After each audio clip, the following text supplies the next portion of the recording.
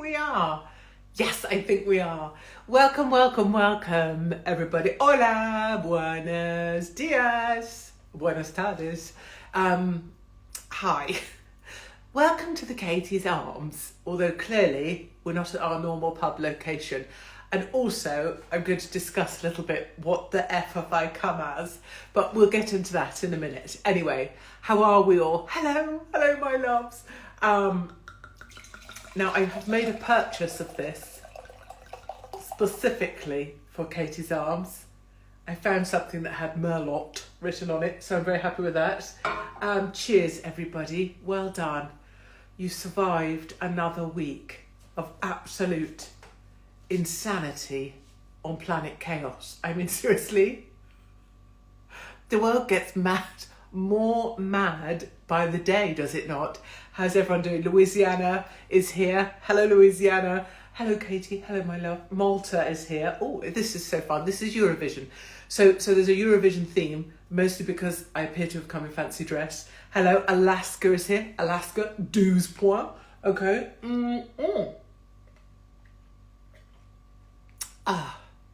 Canada is here with their new Prime Minister, Carney, who is godfather to Freeland's kid. Did you know that?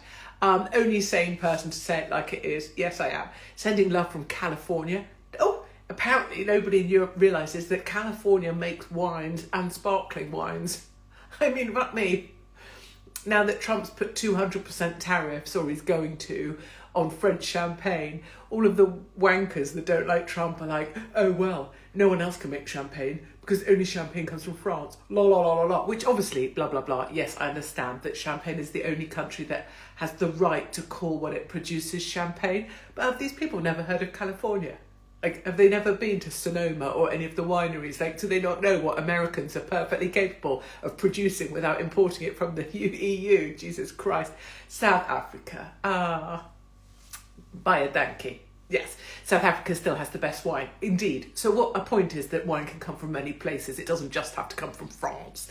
Bloody EU. Exactly. All people are competing for who makes the best Pinot Noir. Love from Maine. So, busy wizzy time. I've got things to talk to you about. I'm going to try and read some... Oh, good old Paynton is here. Devon, Cheltenham.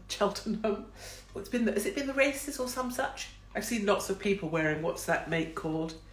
Holland Cooper. They must sponsor bastard everything, mustn't they? Whenever there's some races. I mean, Holland Cooper, whoever's doing their PR and marketing, is doing a bloody good job. Because head to toe, Holland Cooper, isn't it? More gold buttons than a bloody gold cushion. I know. Katie's on the lamb. I don't know what that means. Does it mean on the lash? I don't know. Either way. Oh yes, and this. We'll explain. So I am on the road. I am trying to stay unarrested before my tour. And as you... Oh yes, let me do the sad news first. Me. That's me doing an impression of sad. So we're running into the last of the Katie's Arms for now. Not forever at all, I promise, but just for now, because I'm only going to do, if it's okay with you, nice wine glass. I know. Do you know what? In fact, there's something else I have to show you. Should I go and get it now? Hold on. So the hotel I'm in is one of my normal hotels. Hold on. I'm just going to screech the chair. Sorry about this, right? Sorry. Hold on. I've got to show you something. Right, this is what I wanted to show you. Sorry, I should have probably thought about this. Do you know what? So in hotels, you know how you get the hairdryer? Look at these ridiculous sleeves. I'll talk about that. Look, so you know in hotels you get a silly little bag which you never need, and all you ever do is like have to get the frickin' hairdryer out the bag, and it says hairdryer. Yes. Oh, thank you for that. I worked that out. Well, this hotel, in the hairdryer bag, is an actual similar, you know the Dyson, the fancy hairdryers that cost like 200 quid that I wouldn't buy. It's got one of those. But not as good as a Dyson because you have to hold the button down, you see, clever, so they don't have people stealing them. Had one of those. And guess what else was in the hairdryer bag? Would you look? What is this even?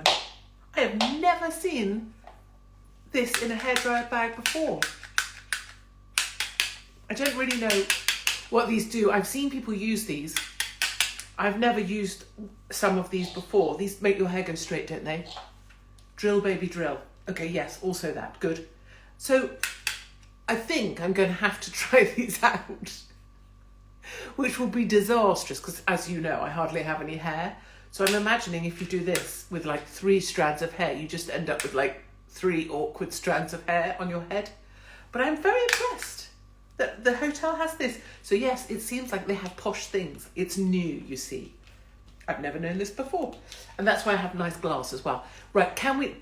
the hair straighteners. GHDs. Well, this hotel, this has been poorly labelled because it's not just a hairdryer, is it? No. This is a Marks and Spencer's hair gadget bag. Let's talk about this top. Not in a Trini way. She's hilarious, isn't she? Right, what am I wearing today? So I've gone full leopard. Right, big lips. I love Trini, by the way. I've gone full leopard, so I've got a leopard pant, and then I've got a leopard top that I got out of storage. And look, I like this because it's the leopard with the leopard. And then what I've done is I've got this coat, right? This coat, I really like this coat. This coat I got out of storage, and I just think together, you know, this is the outfit, isn't it? Sally, I know. This is the outfit. Yeah, this is the outfit. This just brings me joy. You know, I think it's a little dress up, it's a little dress down. It's just leopard. Trini's hilarious. I love her. I love her enthusiasm. I love her madness. I love her lips. She's the cutest. And I love how posh she is. She's so posh. She's connected to every royal person ever. She's the poshest person ever. But I love her direct enthusiasm to the camera. It makes me laugh. And I love the idea that, right, you're supposed to go like, oh, look, I've got a blusher here. So it's like, oh, well, so what you need to do to make yourself look better, you just buy some of this and you just do this. And it'll make you look better. And you're like, yeah, Trini, plus like, you know, a couple $100,000 worth of plastic surgery. That'll help. But yeah, you know, just pop a little bit of this here, a little bit of this there, a little bit of this here, and here you go. This is what you can look like.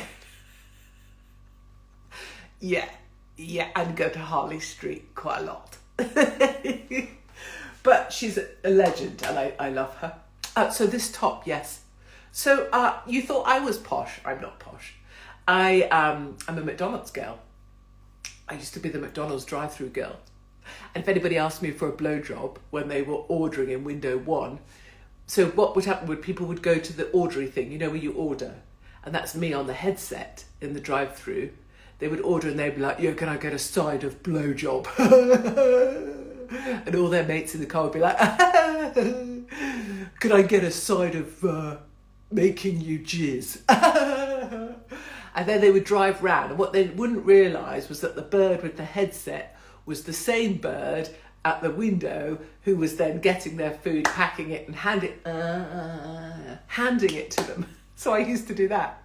If they used to be like, "Hey, could I get a side order of blowjob?" I used to get their cheeseburger. There you go. Yeah, I was young.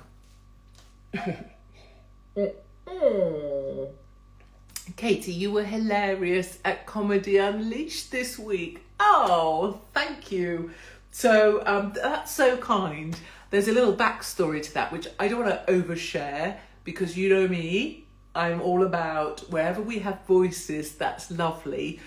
But I have been asking to be allowed to be part of the lineup at Comedy Unleashed for probably 2 years. And some of you will know, I was rejected consistently. And I was finally given a 10-minute slot. So I turned up at Tower Hamlets, Bethnal Green, my favourite home turf, as you might imagine. I fit right in for Americans that are here. Tower Hamlets and Bethnal Green in London is about 98% Bangladeshi / Pakistani Muslim. It's a very burqa-clad area. No problem, obviously, that's the way London is. But obviously me arriving there to do comedy is quite a thing. Anyway, I was allowed a 10-minute slot, and I can safely say that we took the roof off. So that was a moment of triumph, obviously, for me, but also so lovely to see everybody there. It really feels like a speakeasy, all our people in laughing at everything, really. So thank you. Now so what happened was I was out in Madrid and I saw this and I thought, ooh, I think that in the summer, that would be nice. So I put it on for this evening and I've realised, look, I look like one of those nice people, don't I, from social media. Oh, hi, my name's Bethany and I sell art that I make myself from hand-pressed flowers. Yes, and I'd like to show you some of my art. And also I teach guitar lessons to those with a mental impairment. Yes. So I thought we would share some songs with me, with my guitar, with those with a mental impairment or possibly Down syndrome, because I know that that's all the rage as well. So if you'd all like to sing along with me, what was my name again? Was it Bethany? We're going to sing Kumbaya. That's what I feel like. I think it's this. It's the frillies, right? It suits you. I mean, it was supposed to be a sort of hotty botty. I think it needs what I'm after is a denim short, a cut off, but not inappropriately cut off. I need a low rise cut off Levi, and then it'll be more my vibe with a boot. As it stands, I look a bit like Bethany, who sings Kumbaya, and that's troubling me. Or Joey Blow, Joey. These are not Deirdre Barlow. I know what people say, but they're not. They're Tom Ford. And they're very hot indeed, I know. But Deirdre is fine as well. Who was Deirdre banging? Ken, isn't it? Come on, Ken. So anyway, or maybe like those milkmaids, on Eurovision that had, what did they do? No, they didn't milk their boobs. Weren't they like, they were in some kind of, weren't they? What were they doing? Kneading? Were they washing? Were they, like they were, didn't they have like buckets and they had like massive boobs and they were like, kneading. That's what I've come as. Yeah. Okay. You're looking good, not bad. Thank you. It's the light, actually. It's just lucky light. And on the screen up there, President Trump is speaking at the US Department of Justice. Brilliant, brilliant, brilliant. Let me tell you some things. 2 things from lovely Mark. I just spoke to him. The 25th of May. Do you live in Ipswich? Can you get somewhere called Felixstowe? Do you know where Felixstowe is? Could you find it on a map? And are you free on the 25th of May? Because we sold out at Felixstowe, they added a matinee. So that's like a middle of the day thing, not to be patronising, I'm just saying, on the 25th. So if you're in Felixstowe on the 25th of May and you want to come to a matinee, I swear to God, it'll still go off, it'll still be funny. Or Stafford, the brilliant Stafford Octagon found us a venue on the 7th of June. So we have matinee in May, 25th, at Felixstowe, or we have Stafford on the 7th of June. And you might be pleased to know that the bookie book is nearly done. So Batshit Bonkers Britain, my latest book, which is very much what we do every day, is about to be ready to be printed. So that's all exciting. Can I say a few gossipy things? I want to gossip about Meghan Markle because she's really getting on my tits now. In a big way. Mostly because she seems to be fucking everywhere, doesn't she?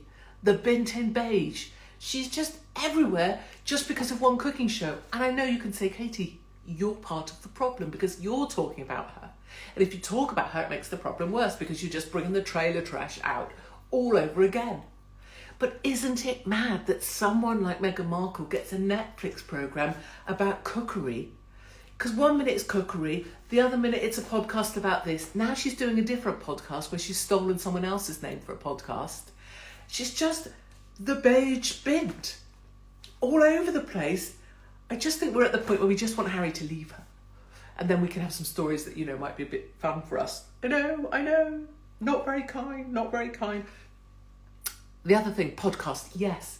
Have you seen the little trailer for the podcast by Big Mike Obama with Big Mike's brother? I wrote down his name, Craig Robinson. Have you seen? If you haven't seen the Michelle Big Mike Obama podcast advert with her brother, you have got to look for it now. Hang up on this, don't watch this, go and look. Now look at Big Mike's brother and tell me what you notice. Because Big Mike's brother is so feminine. Like 100% feminine eyebrows, feminine face, super feminine mouth. Like way more than me. I mean, that's not hard, I know, but it's wild. And I cannot work it distorts, when I've watched it, it distorts my brain. I'm drawn in by the brother because the brother looks so feminine. I don't know, it's something really, because he's a guy, right? Well, I don't even know. They look switched. They do look switched. And the mouths look switched because the teeth aren't right. But his teeth look like her teeth. Something so weird has gone on there. But do look at that. And the other thing, I wanted to say, this is not a funny story, but it's quite a pup story. So, has anybody out there got a sausage dog? Because I know they're really, really popular, aren't they? And I do see the funny of them, because sausage dogs just sort of have no legs, right? And they just have a massive body, and it makes no sense at all. Like, it's the most stupid design of a dog ever. Like, humans are a stupid design because we have a massive spine that breaks all the time because we're on two little legs. Well, sausage dogs are crazy because they have such a big spine and there's nothing to support it in the middle. Really, for a sausage dog to be more efficient, it would have another set of legs. So it would have 6 legs, or arguably 8. More like a G-Wagon. Regardless, fuck sausage dogs. I sort of think that too. So I do see sausage dogs and I think, I could just kick that. And that's terrible because I love dogs. I love dogs. But there's something in my brain when I see one, because that middle bit is so long, it does make you want to go and pick it up, doesn't it? By its middle, like that. Well, anyway, in Russia, a sausage dog just chomped a baby to death in the middle of the night. Can you imagine? It's got in the cot and chomped the baby to death, a sausage dog. I need to say something else about Katie Price. And this is actually going to be opposite to what you think I'm going to say, I think. Don't go there, Katie. I know. But I'm just saying, sausage dogs may not be as innocent as they look. I reckon they're shady little bastards, right? They're like that. We're like this, look at us, sausages, we look like sausages, aren't we cute? Look at us in our sweaters. And then at night they're like, fuck it, who can we kill? Like really shady bastards, like the mafia of sausages. What bad deeds can we do? In the daytime, oh yeah. At night time, right, fuck it, let's eat babies. Come on, pork. Let's go and eat babies. You know what I mean? Like, maybe they're not quite what you think. Katie Price. I love Katie Price's Diesel ad. I love it. And you know another thing about it? I love that she's got it. I love it.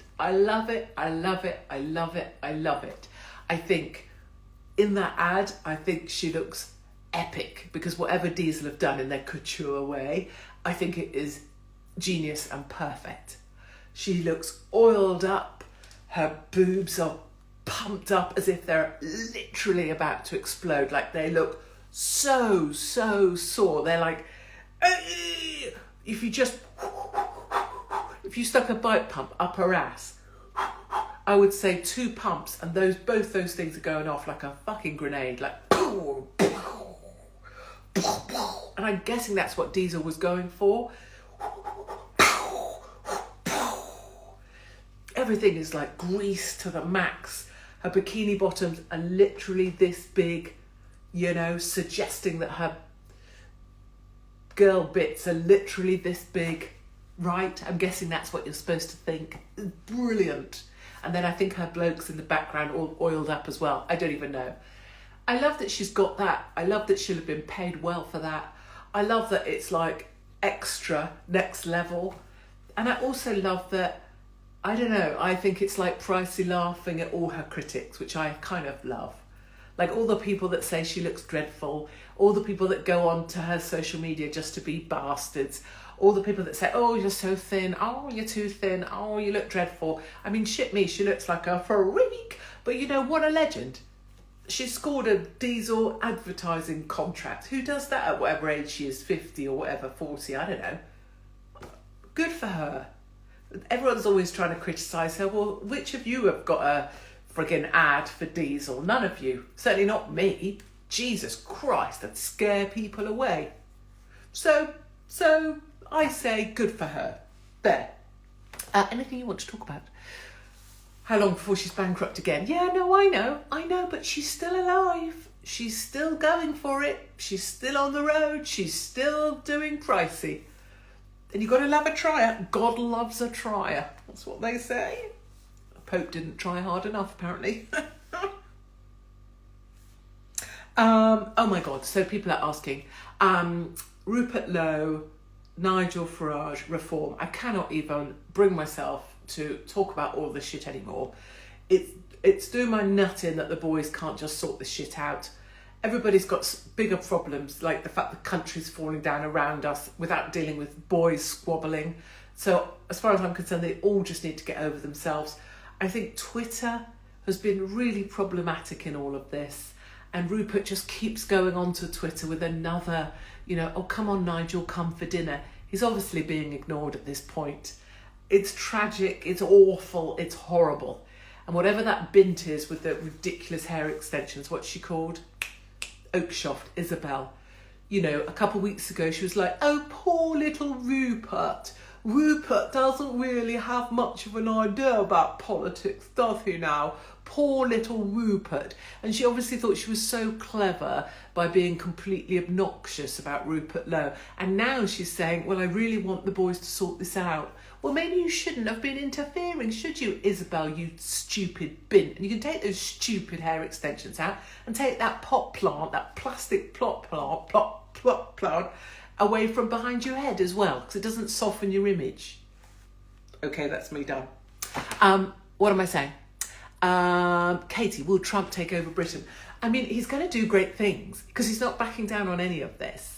And nobody apparently in the UK is prepared, none of the kind of, finance guys at the BBC are prepared to sort of give credit to him for what he's actually trying to do with these tariffs. They're like, oh, mad orange guy putting tariffs on everything and taking them off again, putting them on, taking them off, because no one's prepared to explain it economically to anyone. Certainly not Rachel from accounts. The biggest Joey Deacon of the lot. I know I'm not allowed to do a Joey Deacon beef, but really. Should we do a quick 30 seconds? Yes. Ofsted run by a Muslim. Classic. Okay, 30 seconds on Trump tariffs. Where are we on time? Okay, so at the moment, America has a huge debt. The only way you're going to get rid of that debt and the interest on it is by having a lower interest rate. The way to lower interest rate is actually to get people out of the market, crash it about 20% and push people towards treasuries. If people move to treasuries, then actually the interest rate will fall. Donald Trump will then be able to renegotiate the interest rate at a much lower rate for the debt and thereby start paying it off. Meanwhile, if you push people towards the treasuries, it should have a deflationary effect. This will also push prices down. And then by having very fluctuating tariffs and appearing to not know what he's doing one day to the next, that's volatility. The market hates volatility, hence it will push people to the Treasury. Also, by making everything produced inside of America to avoid the tariffs, keeping farmers' products inside of America, it will make America great again because prices will fall, people will be able to afford more, they can pay off the debt, and the market will recover, so the 401ks will recover. There you go. How is that? I'm not certain Rachel from accounts would be able to even understand the first sentence of that, but you know. There is method behind Trump's madness. No one's prepared to lay it out because they have to go along with the narrative, mad orange man. But you'll see. Trump always says success is the best revenge. I found that to be very true as well, actually, in my life. I love all these people as well who are coming out now saying, oh, must save England. England's going to fall to Islam. Yes. Just asking where you were 20 years ago. Just asking where you were when me and Tommy were trying to get this message across 10 years ago. No one. Like people now going, I stand with Michelle Jubes. What's she called on GB News? I stand with, she's cancelled her gym membership. Like, God love her and everything. But like, I stand with Michelle Jubes. She's cancelled her Virgin gym membership. She's not a fucking Tommy Robinson, is she? Like, oh, well done, you're brave enough to stand with someone who still has a job on GB News that's banned most of us that are the actual free speakers. Oh, well done. Like, you know, it's an important point. We shouldn't have men in female changing rooms, right? I get it, but like, it's not the suffragettes, is it? All these people now coming out, yeah, I'm standing up for Britain. Are you? Well, where the F were you? It's a bit late now, isn't it? We're fucked now. When you were reporting me to the police, Simon Danchuk, you know, that might have been the time when you should have been standing up, eh? Not to be bitter. I'm not bitter. It's just funny. It's just funny. Laugh or don't laugh. Laugh or fuck off. You know, whatever. Love you. Oh, you're in Minnesota. Oh, so many great patriots in Minnesota. Minnesota is so red. It's such a shame. You know, downtown Minneapolis is just full of Ilhan Omar. Like the leader of Ofsted. I think that's his name. But Minnesota is actually very red. I went to a rally in the farms of Minnesota and it was glorious. Exactly, Katie, bandwagon jumping. I know. I you know, I'm really, I genuinely am pleased that people are catching up. But when they're like, right, look at me, I'm not going to that gym anymore. Fucking hell. Tommy's just done 140 days on his own for the crime of showing a video. I don't know, just some perspective. Would I ever apply for US citizenship? Yeah, I would like to apply for asylum there, and I would like to create a pathway for other British people and set up, the way that illegals do in the UK, I would like to set up a legal route for decent, hard-working Brits to have opportunities for their children. Excuse me, please. But I would never leave my country. I would never leave the fight. You know, I think this summer it's all going to kick off, and I want to be at the front of that. I'm not incentivising violence. I'm not incentivising rioting. But if anyone's going to go face forwards into it, that's definitely going to be me. And I want to be, you know, the in Israel, the IDF, they say, follow me, right? So in Sandhurst, they say, serve to lead. Right? You serve your lads in order to earn the right to lead them. But the IDF say, follow me. And I rather like that, you know, follow me. So I take the spears and I'll take the punches, and all you lot, come on, we've got this. So that's it, really. We're there, past. I left, but I will be back. Things will get better. They will. There is hope, and I mean that. Don't mean that in a sort of cynical way. Oh, we can be hopeful. I just mean I see it. I've felt it. I've felt us starting to win for 5 years. That feeling is growing all the time. The rebellion is growing. Farmers have a lot of heavy machinery. People get to the point they have nothing to lose, or they look at their kids and realise they have everything to fight for. And I don't mean this in a violent way, I just mean it in a state of mind way. And I feel like I just hit 50, and I've always said that, well, 40 was a target, 50 was certainly one, and I feel like, come on! So yeah, I'm massively hopeful, massively optimistic. In the end, we absolutely win.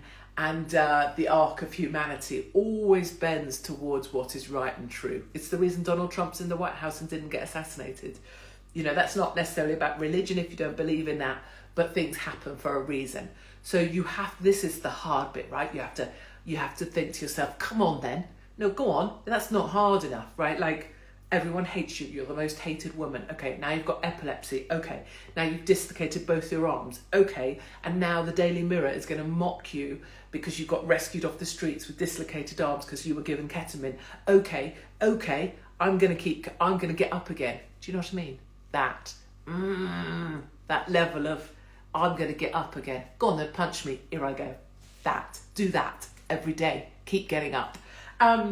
Okay, that was a bit of a rallying cry at the end, unexpected, given that I'm dressed as a Sweden, 12 points. And I will see you next week. So we'll be on to our last two Katie's Arms before I hit the road, so I get to see you in person.